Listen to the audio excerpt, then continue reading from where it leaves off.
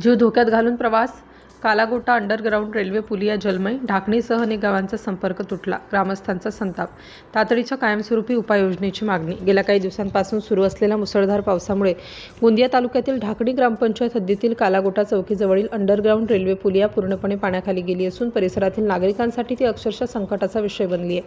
पुलियेत अनेक फूट पाणी साचल्याने ढाकणी, चुटिया, मुंडीपार तसेच गोंदिया शहराशी जोडणारा महत्त्वाचा संपर्क मार्ग पूर्णपणे बंद पडला आहे. त्यामुळे हजारो नागरिकांचे दैनंदिन जीवन विस्कळीत झाले असून प्रशासनाच्या दुर्लक्षाविरोधात ग्रामस्थांमध्ये तीव्र नाराजी व्यक्त होत आहे.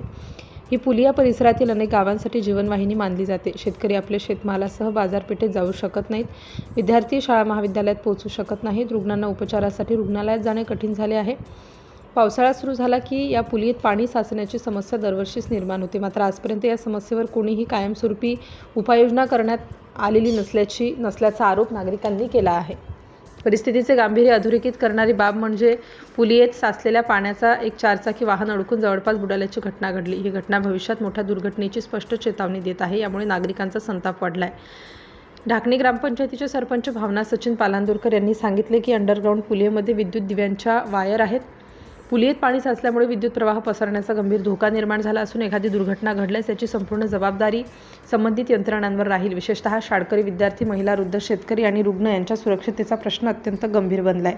सरपंच पालांदूरकर यांनी पुढे सांगितले की या गंभीर समस्येबाबत ग्रामपंचायतीच्या वतीने रेल्वे प्रशासन तसेच संबंधित शासकीय विभागांना लेखी निवेदन देण्यात येणार असून पुलियेतून तातडीने पाणी उपसण्याची, विद्युत व्यवस्थेची सुरक्षितता सुनिश्चित करण्याची, योग्य इशारा फलक उभारण्याची तसेच भविष्यात जलसाच्याची समस्या कायमची दूर करण्यासाठी तांत्रिकदृष्ट्या सक्षम उपाययोजना करण्याची मागणी करण्यात येणार आहे. स्थानिक नागरिकांनी प्रशासन आणि रेल्वे विभागाला थेट सवाल केलाय की मोठी जीवितहानी झाल्यानंतरच प्रशासन जागी होणार का? नागरिकांचा जीव इतका स्वस्त झालाय का की दरवर्षी त्यांना याच संकटाचा सामना करावा लागावा? पावसाळ्यापूर्वी आवश्यक नियोजन करून या पुलियेसाठी कायमस्वरूपी जलनिस्सारण व्यवस्था का उभारली जात नाही?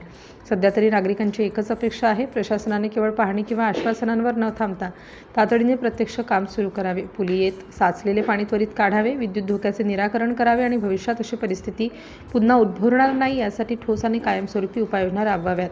अन्यथा एखादी दुर्दैवी घटना घडल्यानंतर होणारी धावपळ कोणाच्याही उपयोगाची ठरणार नाही याची तीव्र भावना संपूर्ण परिसरातील नागरिकांनी व्यक्त केली आहे.